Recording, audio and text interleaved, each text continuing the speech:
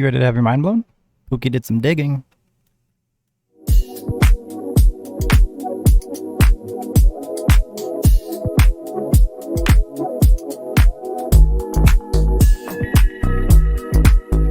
Hey, what's going on? We're back with another 5-year, $500 episode. So this is the Rags to Riches series. I'm kind of flabbergasted right now. I did some digging. I got some questions from members, and I want to talk about some very cool things today. So let's really quickly recap this. You can see I'm just holding the dividend positions. I don't have any speculative trades right now. Easy peasy, no stress, right? We had JPOW talking today. Didn't want to get involved with anything, so I didn't. But that's not what I want to talk about today. So in the last episode I talked about, or maybe a previous episode, I talked about rolling dividend positions, and there's a difference, right? Some positions I want to hold for a long time. Some I just want to hold just enough to get them to pay for themselves, basically, and then I can free up that capital and just keep raking in the dividends for faster growth. And then some, I just want to roll those dividends as a one-off to kind of speed up the process. And that's what we're doing with CRBG. CRBG, sorry, a little dyslexic today. So I'm just buying that. It's a special dividend. They're going to give me $1.19 per share, I believe it is. I buy one day, I hold it, I sell it after another day. I get two elements in the mix after that. I get the dividend payout guaranteed on a certain day, and I also get a realized profit or loss on the share. Okay, I only bought one share, so otherwise that'd be plural. And if it's a profit, I have to pay taxes on that. It's a short-term capital gain, so it's a higher tax rate, blah, blah, blah, blah, blah, right? We'll get into all that in a minute. If it's a loss, if I don't re-enter that stock within 30 days, which is the secret for today, I can use the loss to offset the taxes to an extent, right? I can't offset the whole position, but I'll walk through it in a second here. So just know that there's two parts of selling a position, okay? I get the dividend payout, and then I also get the realized profit or loss. So one question that came up is the cost basis of that P&L, basically. So if you sell, or most stocks, when you have a dividend, the price gets reduced by the amount of the dividend, okay? And that's just the way it is. People get their money, they leave. Doesn't necessarily mean that the loss is bad. It just means that we have to learn how to use it to our advantage and not exceed our limits, okay? So for the purposes of being a legal disclaimer, I'm not a licensed fiduciary. I'm not a tax advisor. I can't give you legal advice. Always seek out a locally licensed professional for this stuff. But I can provide you with some education and tell you how things work for me, okay? So when I sell CRBG, I'm going to get the dividend. I'm going to get a realized P&L. If it's a loss, which it more than likely will be because it's a special dividend, this company has a ton of offerings on the table, and I just don't expect it to go up too much. Sometimes they do, but most of the time they just go down a little bit. That loss I can use against my capital gains and also my earnable income. Okay, so that's salary, wages, things like that. So for me as an unmarried individual, it's a limit of $3,000 per year worth of losses can be claimed as a deduction against my capital gains. So a capital gain is just the resulting sell of a position, right? Whether it's stocks, options, futures, bonds, crypto, whatever, right? Sell a house, that's a capital gain. So if I have a $500 profit, that is a capital gain. If I bought and sold those shares within a year, that's a short-term capital gain, which means it's typically a higher tax bracket. If I hold it longer than a year, it's a long-term capital gain. It's a lower rate. All right, so that's just kind of the basics of it. If I have a $500 profit and I have a $500 loss, as long as I don't go over my limit of losses that I've claimed, I can use that $500 loss to offset the burden on that $500 profit. And I typically have to pay about 37% on capital gains. Now, it's important to understand that if you compare a $500 loss and a $500 profit side by side, you're only responsible for short-term capital gains tax, which is roughly 37%. And when I say you, I mean myself. I'm personally responsible for 37% tax on that $500 profit, but I get to claim all of the $500 loss. Okay? So there's some left over, and I can use that towards other profits. And that's why I'm not too worried about taking these losses. As long as I don't exceed that $3,000 per year deduction for capital gains, and then also another $3,000 that I can apply towards my income. So up to $6,000 a year I can deduct worth of profits, okay? So that's pretty cool.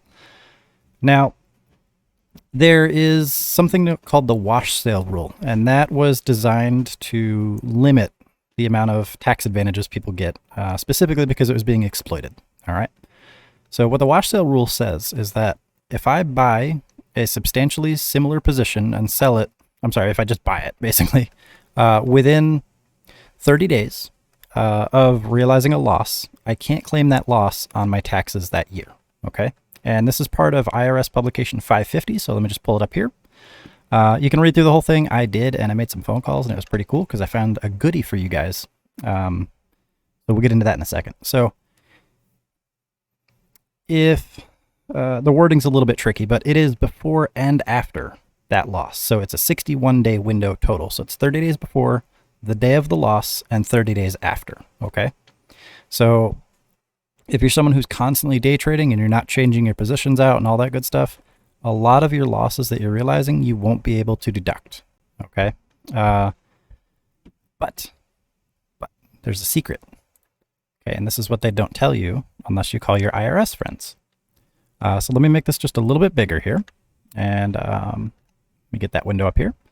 You got to pay real close attention to the wording here because this is what will blow your mind. Okay.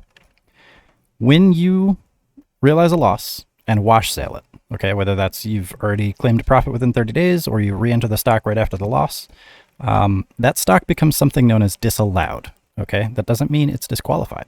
It just means it's disallowed. So you don't get to claim it right away. All right. And when we say, oh, you know, your losses are wash sale, they're gone forever, blah, blah, blah, blah, blah. We don't really mean that they're gone forever. It's just you have to know how to get them back. Right. And most traders don't. And this is where I'm going to teach you guys something. And definitely run this by your accountant. Again, don't take anyone's word for anything until you verify it with someone that has a license.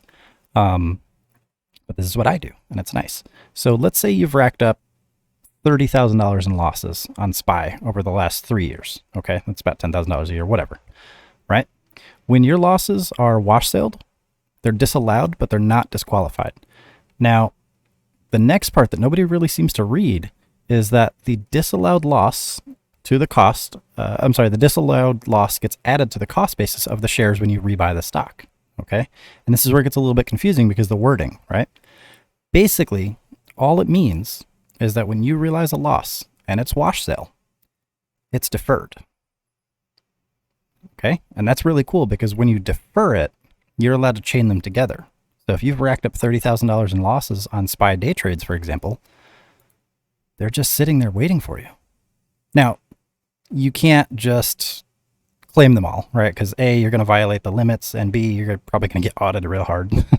But what this does mean is that if you can manage to go 30 days without trading SPY, if that's what your losses are, and then you buy and sell one share, okay, or one contract, it could be a cheapie, $10 cheapie, right? And then you don't re-enter SPY for another 30 days, that chaining stops. And that immediately adds all of your wash sale losses to your pool of potential deductibles. And there's indefinite carry forward. And again, when I say you, I'm talking about myself. So don't take this as tax advice. So what I'm trying to say is that if you've been getting your butt kicked on SPY or Tesla or any position and you've racked up significant losses and you want to get those back, it is possible. Don't feel like just because you wash sailed, you're not ever going to get it back. You just can't claim it for a very long time, but you can certainly get it back. So again, if you've racked up $30,000 in losses and they're all wash sales and they're all chaining together and you have documentation for each transaction and you can verify which ones are wash sales and you're able to stop that chain, that accumulation of wash sales, that's added to your indefinite carry forward. And then for me individually, I can claim up to $6,000 worth of that per year. So if I have $30,000 worth of losses in SPY and I just stop day trading SPY or I stop wash sailing, even if it's just one share or one contract, I can get that back at a rate of $6,000 per year applied to my taxes. And that's pretty cool. So when you're rolling dividends, when you're day trading, when you're doing all these crazy strategies and stuff like that, if you're getting your butt kicked and you just constantly wash sale, it's not the end of the world. You just have to know the rules. And we typically discourage people from trying to wash sale because it's just easier not to have to deal with that hassle.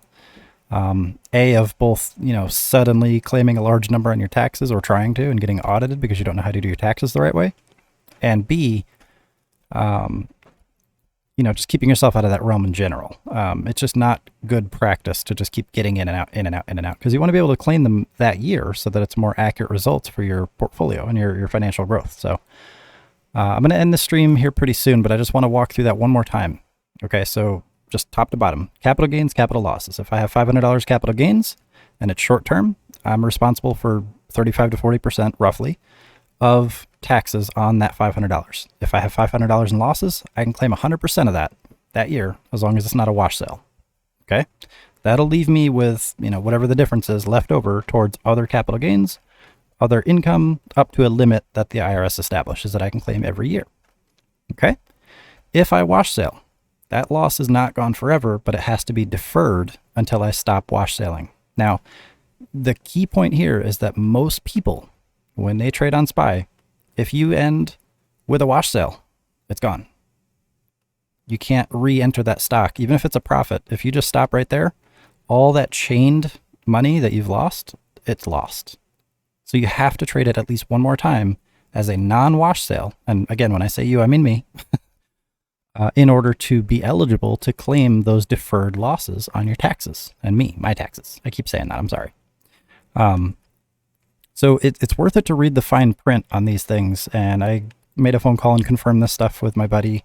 He's in the IRS, so he kind of verifies it. But make sure you verify it with a licensed accountant and all that good stuff too. So, I just wanted to share this immediately because I see a lot of people talking about wash sales now, and I want to capitalize on that, because the more you understand this stuff, even if it's something scary like the wash sale, the more powerful it can be once you understand it. So if you wash sale, if you receive a house or your company gives you a huge share package, okay, right after you've taken a position or right after you've taken a loss, right, just your own trading. If you day trade like one share and then your boss gives you 30,000 shares, that's a wash sale, because your boss giving you those shares qualifies you for the wash sale rule and you can't claim that loss.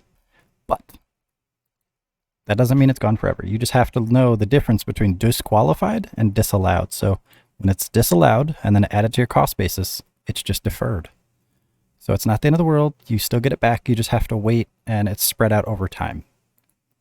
So make sure you guys study up on this stuff and don't give up, right? Because if I had $30,000 sitting in wash sale losses and I ended on a wash sale and I found out that I could get it back over the next 5 years, just added to my taxes as a deduction, I would just buy and sell one share and be done with it within an appropriate amount of time, because you have to make sure that last transaction isn't a wash sale.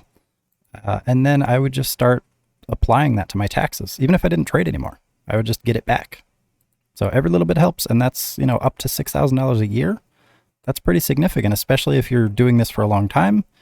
If you've got other financial stuff going on, if you've got financial hardship, it pays to pay attention. So, all right, I'm gonna end this recording. Thank you all for watching. I appreciate it, and make sure you bookmark this one because this is a very complicated topic, and I'm so glad you guys are asking questions. So thank you and goodbye.